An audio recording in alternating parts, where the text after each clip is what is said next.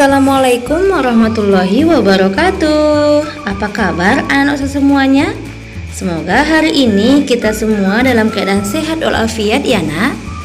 Untuk hari ini kita akan belajar sejarah kebudayaan Islam tentang ketabahan Nabi Muhammad SAW dan para sahabat dalam berdakwah. Sebelum kita mulai pembelajaran kita hari ini, mari sama-sama kita membaca doa terlebih dahulu ya nak. Ayo tampungkan tangannya dan tundukkan kepalanya. A'udzu billahi minasyaitonir rajim. Bismillahirrahmanirrahim. Raditu billahi rabba wa bil islami dina wa bi Muhammadin nabiyya wa rasula. Rabbi zidni ilman warzuqni fahman. Amin. Semoga pembelajaran kita hari ini dapat berjalan dengan lancar ya nak. Nah anak ustazah, untuk materi kita ketabahan Nabi Muhammad SAW dan para sahabat dalam berdakwah ada 3 pembahasan, yaitu masa awal dakwah Nabi Muhammad SAW, ketabahan Nabi Muhammad SAW dalam berdakwah, dan ketabahan para sahabat Nabi Muhammad SAW. Nah, anak usaha semuanya, untuk pembahasan kita di pertemuan pertama ini adalah tentang masa awal dakwah Nabi Muhammad SAW, baik itu dakwah secara tersembunyi dan secara terang-terangan. Sebelumnya, adakah anak usaha yang tahu apakah itu dakwah? Ya, betul sekali. Dakwah adalah mengajak atau menyeru orang lain agar taat kepada Allah Subhanahu wa taala. Nabi Muhammad SAW diangkat menjadi rasul pada usia 40 tahun. Wahyu yang pertama diterima oleh Rasulullah adalah surat Al-Alaq ayat 1 sampai 5. Nabi Muhammad mulai berdakwah setelah menerima wahyu yang kedua, yaitu surat Al-Mudatsir ayat 1 sampai 7.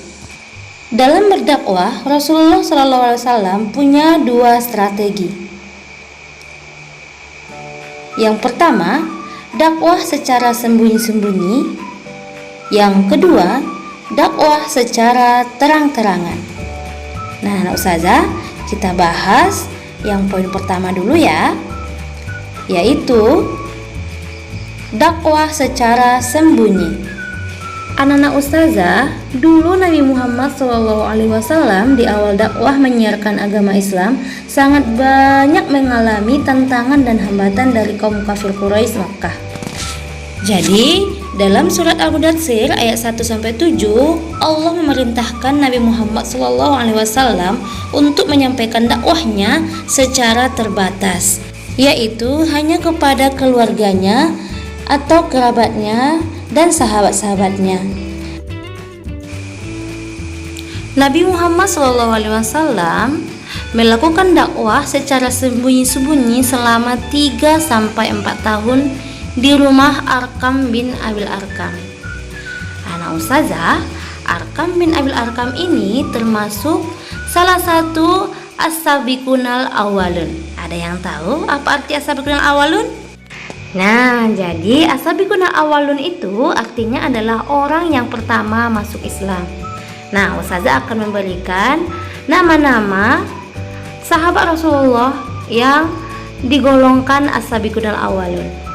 Yang pertama Khadijah binti Khuwailid, kedua Ali bin Abi Thalib, yang ketiga Abu Bakar As-Siddiq, 4 Utsman bin Affan, 5 Zubair bin Awam, 6 Abdurrahman bin Auf, 7 Sa'ad bin Abi Waqqas, 8 Talhah bin Ubaidillah, 9 Abu Ubaidillah bin Zarrah.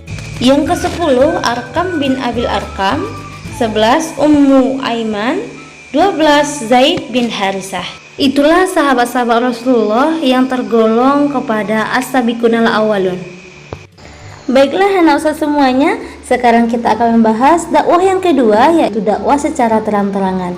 Setelah 3 tahun lamanya Nabi Muhammad SAW menjalankan dakwah secara sembunyi-sembunyi, maka suatu hari Rasulullah SAW mendapat perintah dari Allah Subhanahu wa taala dalam surat Al-Hijr ayat 94 bahwa untuk melaksanakan dakwah secara terang-terangan. Ayo kita lihat ayat dan beserta artinya.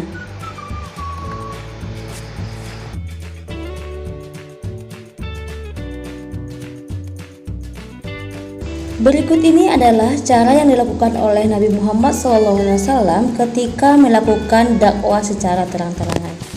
Yang pertama, dengan mengumpulkan dalam jamuan makan para kerabatnya dan orang terpandang dari kaum Quraisy. Yang kedua, mereka juga diajak untuk menyembah Allah Subhanahu wa Ta'ala dan berbuat baik terhadap sesama dan tidak boleh saling bermusuhan. Walaupun hanya sebagian kecil yang menerima ajakan Nabi Muhammad SAW dan sebagian besar menolaknya, termasuk pamannya sendiri yang bernama Abu Lahab secara keras menolak, bahkan mengancam akan memusuhi Nabi Muhammad SAW. Walaupun Nabi Muhammad SAW mendapat tantangan dan ancaman, beliau tetap tabah dan tidak pernah putus asa. Alhamdulillahirrabbilalamin, pembelajaran kita hari ini sudah selesai. Dari pelajaran kita ini dapat kita ambil pelajaran bahwasanya kita tidak boleh putus asa dan kita harus tetap semangat untuk melakukan apapun, apalagi untuk kebaikan kita, agama kita, dan negara kita tercinta. Semoga kita semua bisa meniru sifat-sifat dari Rasulullah. Amin, amin ya rabbal alamin. Demikian pembelajaran kita hari ini. Ustazah tutup dengan membacakan hamdalah. Alhamdulillahirabbil alamin. Subhanakallahumma wa bihamdika asyhadu an la ilaha illa anta astaghfiruka wa atubu ilaik. Assalamualaikum warahmatullahi wabarakatuh. Sampai jumpa di video saya selanjutnya ya nak. Tetap semangat belajarnya.